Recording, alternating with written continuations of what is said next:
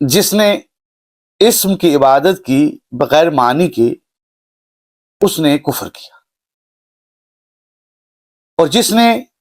اسم کی الگ عبادت کی اور معنی کی الگ عبادت کی تو اس طرح اس نے دو کی عبادت کی، اور جس نے دو کی عبادت کی اس نے شرک کیا۔ جس نے معنی کی عبادت کی بغیر اسم کے تو یہ عین توحید ہے۔ ناظرین اکرام، آج کی اس ویڈیو میں یہ مشکل حدیث ہے، لیکن میں کوشش کروں گا کہ دوسری جو آسان حدیث اسی حدیث کی وضاحت کرے گی وہ آپ کے سامنے پیش کروں گا کہ اکثریت لوگ جو ہیں وہ اسم اللہ کی عبادت کرتے ہیں جو کہ شرک ہے، لیکن ہم کو اسم اللہ کی عبادت نہیں کرنی بلکہ معنی اللہ کی جو معنی ہے اس کی عبادت کرنی ہے جو کہ عین توحید ہے۔ میں چاہوں گا آج کی اس ویڈیو میں آپ کے لیے دو حدیثیں لے کے آیا ہوں تاکہ ہمارے ناظرین ان دو حدیثوں کو ملاحظہ کریں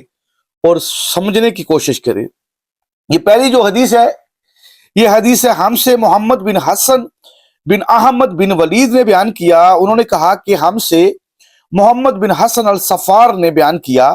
انہوں نے محمد بن عیسیٰ بن عبید سے، انہوں نے حسن بن محبوب سے، انہوں نے علی بن رماب سے، انہوں نے ایک سے زیادہ افراد سے، انہوں نے ابو عبداللہ امام جعفر صادق علیہ السلام سے روایت کی۔ انہوں نے فرمایا کہ جس نے اللہ کی عبادت وہم و گمان سے کی تو اس نے کفر کیا، اور جس نے اسم کی عبادت کی اور معنی و حقیقت کی عبادت نہیں کی تو اس نے کفر کیا، اور جس نے اسم اور معنی کی عبادت کی تو اس نے شرک کیا، اور جس نے معنی کی عبادت اس پر ان اسما کے واقع ہونے کے ساتھ کی جو صفات اس نے اپنی ذات کے وصف کے لیے بیان کی ہیں، پھر اس کا دل مطمئن ہو گیا اور اس کی زبان پوشیدہ و ظاہری طور پر اس کے ذریعے گفتگو کرتی ہو تو وہ امیر المومنین علی ابن ابی طالب علیہ السلام کے اصحاب میں سے ہے۔ ایک اور حدیث میں آپ کے سامنے ناظرین کرام پیش کرنے جا رہا ہوں تاکہ اس کی اور وضاحت ہو جائے۔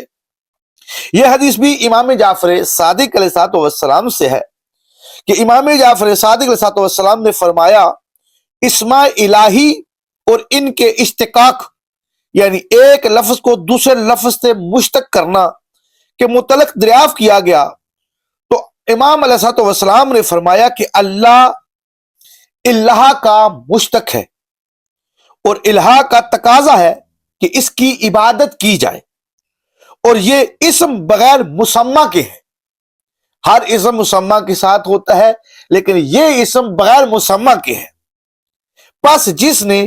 اسم کے بغیر معنی کی عبادت کی تو اس نے کفر کیا اور ذرا بھی عبادت نہیں کی۔ جس نے اسم اور معنی کی عبادت کی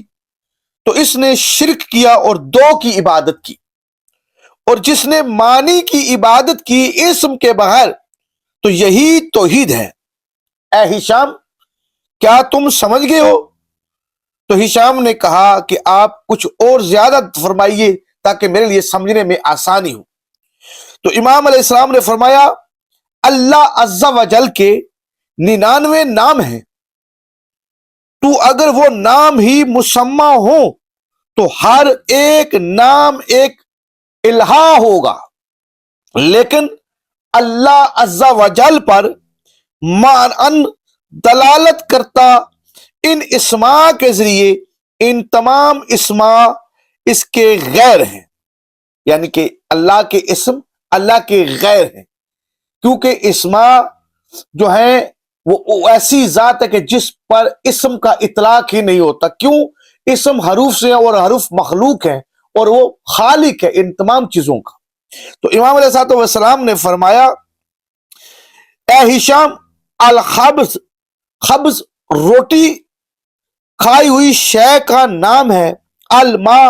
پانی مشروب کا نام ہے، ثوب کپڑا ملبوس کا نام ہے، النار آگ جلانے والی کا نام ہے۔ اے ہشام، کیا تم اچھی طرح سمجھ گئے؟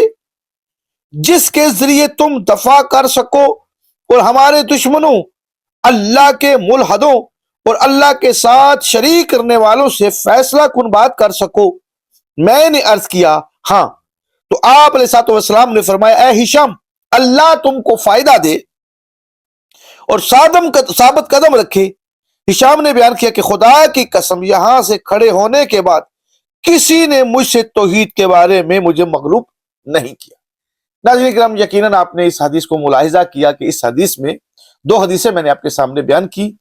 جس میں یہ بیان ہوا ہے کہ اللہ کی جو عبادت ہے وہ اس کے اسم سے نہیں۔ اگر کسی نے صرف اللہ کے اسم کی عبادت کی ہے تو یہ کفر ہے، اور اگر کسی نے اللہ کے اسم کی الگ سے عبادت کی ہے اور معنی کی الگ سے عبادت کی ہے، دو بنا دیے ہیں، اسم الگ اور معنی الگ، تو اس نے شرک کر دیا ہے۔ اور جس نے حقیقتاً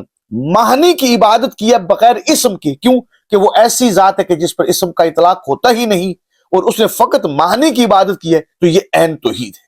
تو ناظرین کرام، یقیناً یہ ہے تو مشکل حدیثیں، لیکن مجھے امید ہے کہ جو صاحبان عقل اور علم ہے جب اس پر غور و فکر کریں گی تو ان کو بڑی ہی آسانی سے بات سمجھ آ جائے گی کہ اکثریت لوگ جو ہے وہ اسم کی عبادت کر رہے ہیں، جبکہ اسم کی عبادت نہیں، معنی کی عبادت چاہیے خدا کو، کیونکہ اسم مخلوق ہے اور وہ ایسی ذات ہے کہ جس پر اسم کا اطلاق نہیں ہوتا۔ دعاؤں میں یاد رکھیے گا۔ السلام علیکم۔